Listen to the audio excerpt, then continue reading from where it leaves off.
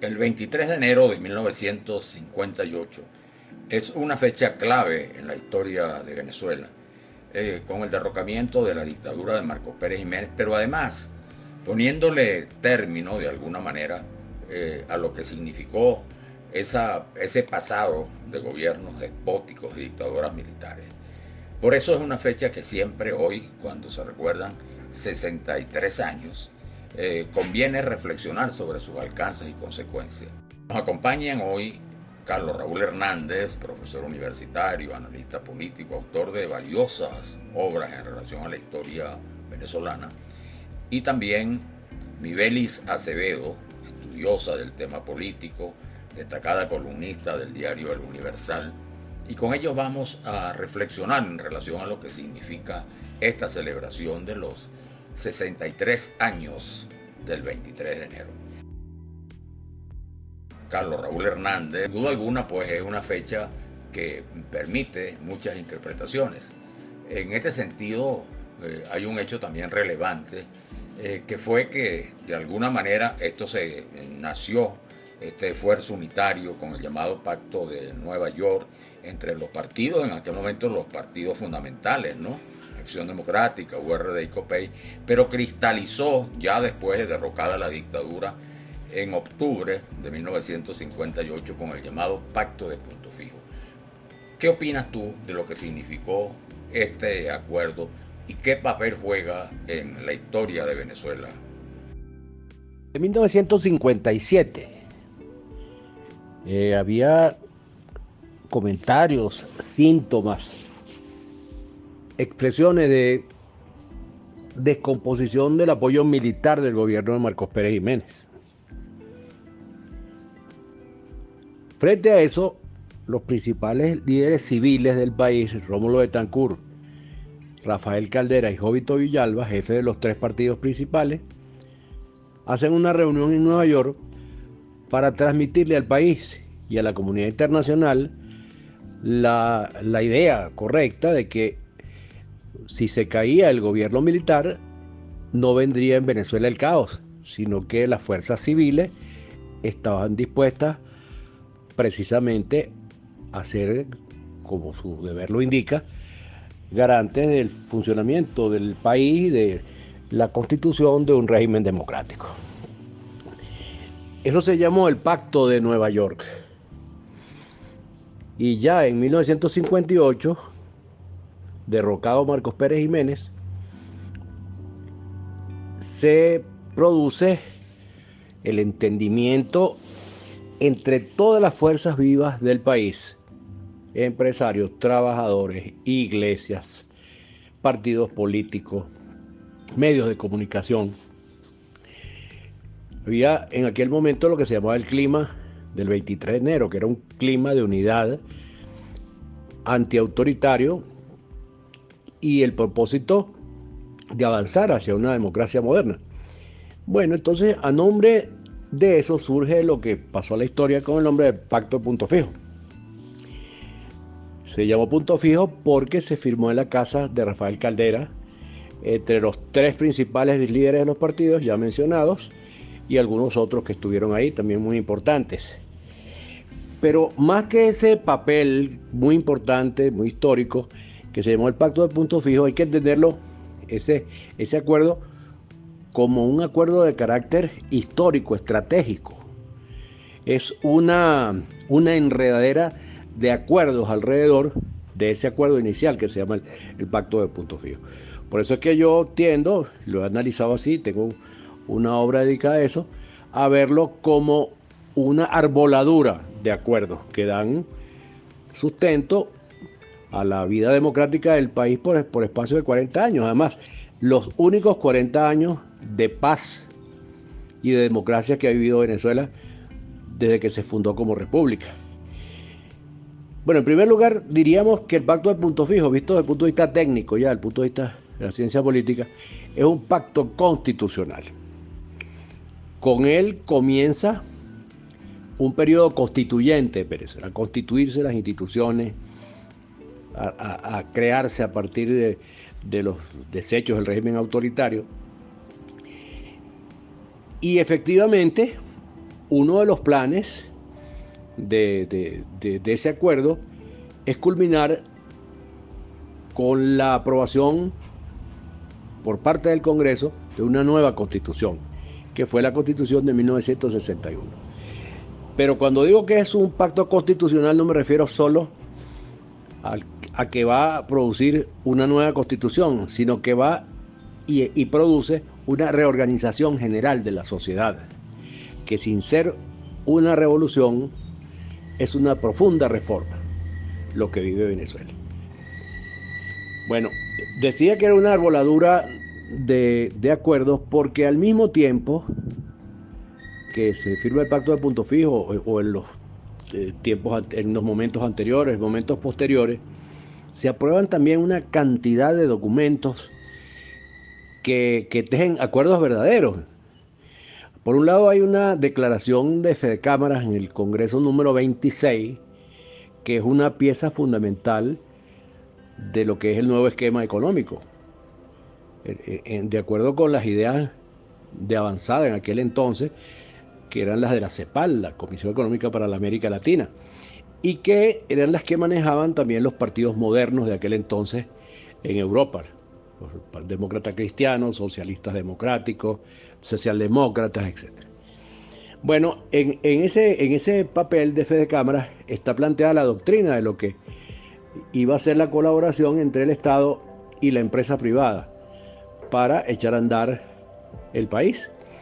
Pero además está también planteada la idea del proceso de industrialización de acuerdo con el modelo de la época, que era el que planteaba, como les decía, las Naciones Unidas a partir de CEPAL. Ese es un primer documento importantísimo para entender la coyuntura y la significación histórica del Pacto de Punto Fijo. Luego viene el proyecto de plan de gobierno mínimo, que a pesar de que se llamaba plan de gobierno mínimo, eso no recoge la realidad de sus tremendas implicaciones, porque los tres candidatos fundamentales, en ese momento entonces Betancur Caldera y Wolfgang Larrazábal, unifican el criterio acerca de cuál es la política económica que se debe aplicar. Por supuesto, como señalaba antes, marcada por las líneas de lo que era en aquel entonces entendido globalmente como un cambio positivo. Entonces ese fue el programa mínimo común, así, ese fue el nombre político que se le dio, programa mínimo común. Además, se establece otro acuerdo fundamental, que fue el pacto obrero patronal establecido entre Fedecámaras, que era la organización de los empresarios y lo sigue siendo, y la CTB, que era la principal representación que tenían los trabajadores, donde se establece la base de lo que para años después, décadas después, en las Naciones Unidas se llama el pacto social. Era la idea de que las decisiones en materia salarial, en materia de precios, se tomarían de consenso entre el Estado, los empresarios y los trabajadores. Bueno, esos documentos y varios otros que circularon y que fueron solemnemente asumidos por la sociedad venezolana, bueno, configuran un tejido de relaciones democráticas que culmina precisamente en la Constitución de 1961, aprobada por unanimidad con el acuerdo de toda la sociedad civil, de los partidos políticos, incluso los partidos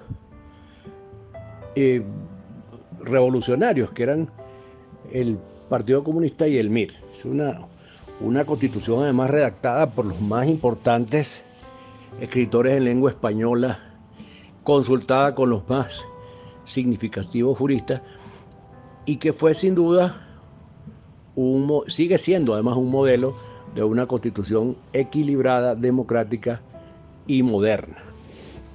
Entonces, como les decía, pero el pacto de Punto Fijo además de esos elementos estructurales a los que he hecho referencia, es un, una alianza de gobierno, una coalición entre AD, COPEI y URD, a la que le toca enfrentar un proceso de insurrección armada encabezada por el MIR y el PCB, y que pronto, por cierto, se resquebraja porque URD se va del gobierno y la democracia triunfa por encima de la insurrección gracias, entre otras cosas, a la interesa, la solidez de los partidos Acción Democrática y COPEI, que hicieron frente no solo a la insurrección armada de los partidos políticos, sino que también hicieron frente a las permanentes conspiraciones militares y golpes de Estado que estuvieron dándose a lo largo de todo el gobierno de Rómulo Betancourt, que según dice Ramón J. Velázquez, pasaron incluso de 30, entre las conocidas y las no conocidas, pero hubo varias que fueron realmente de gran trascendencia, como el porteñazo, el barcelonazo, el carupanazo. Fueron golpes de Estado cruentos y muy lamentables.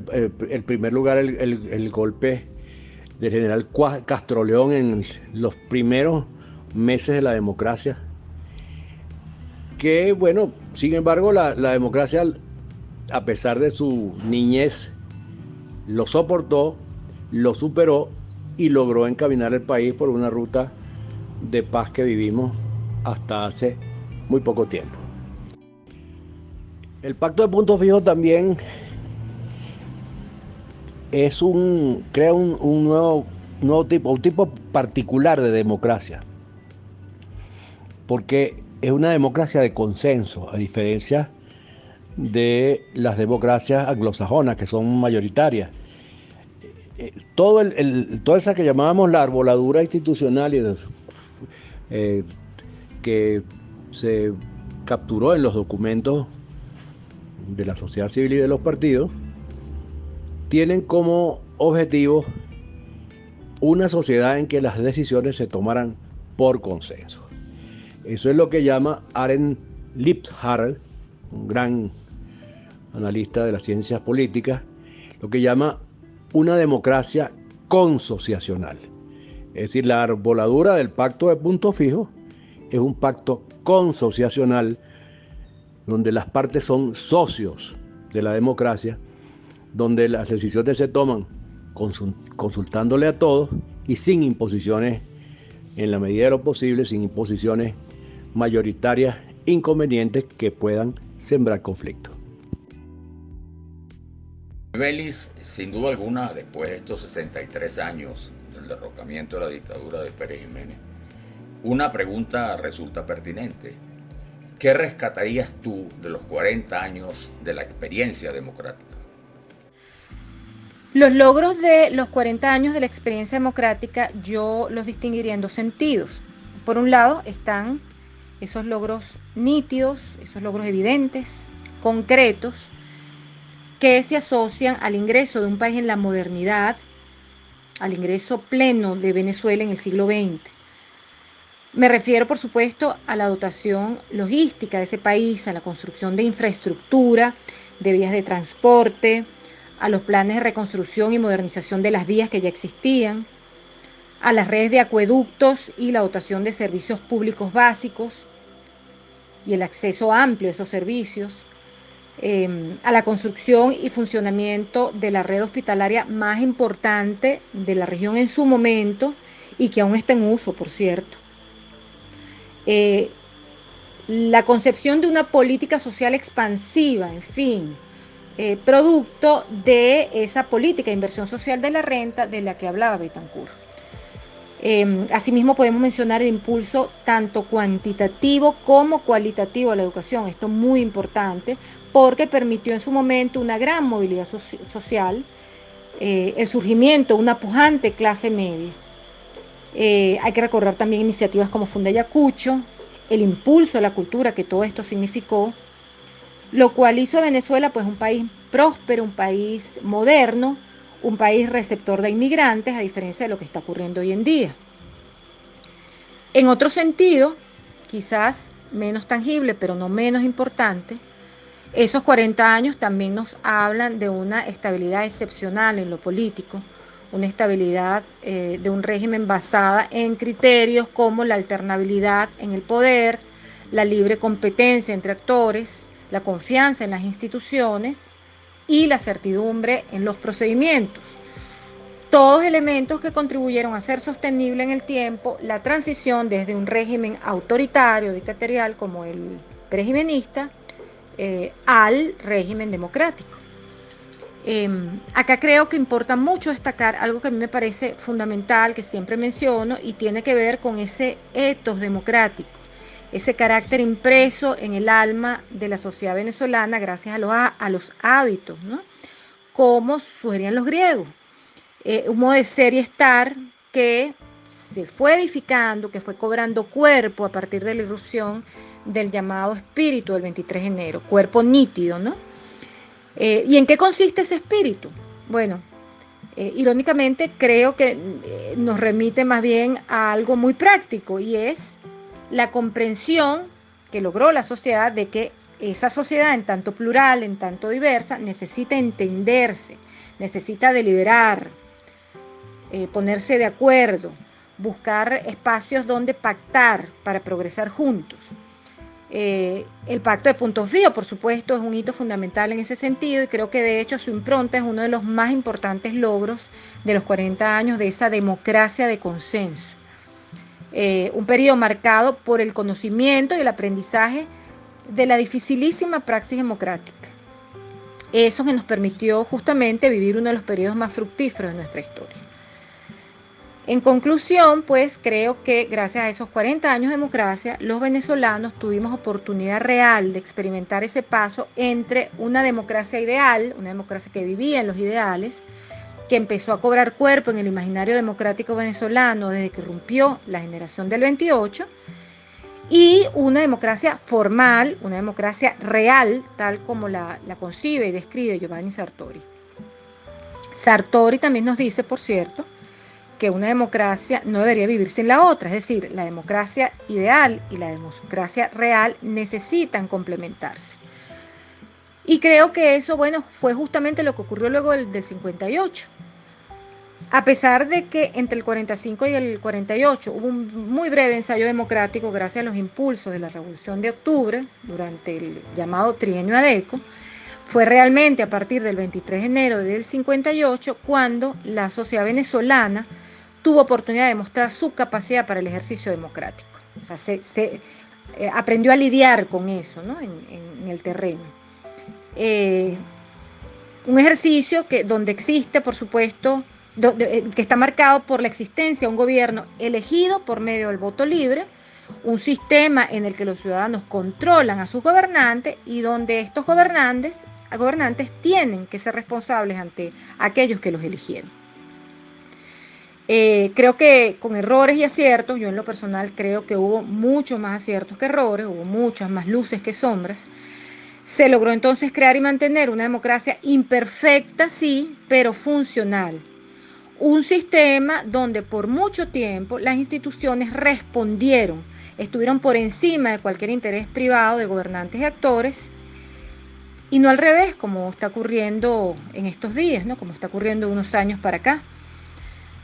Todos estos son sin duda logros fundamentales que yo rescataría de esos intensos 40 años en aras de reconstruir una democracia que hoy prácticamente ha sido borrada de los referentes de los venezolanos.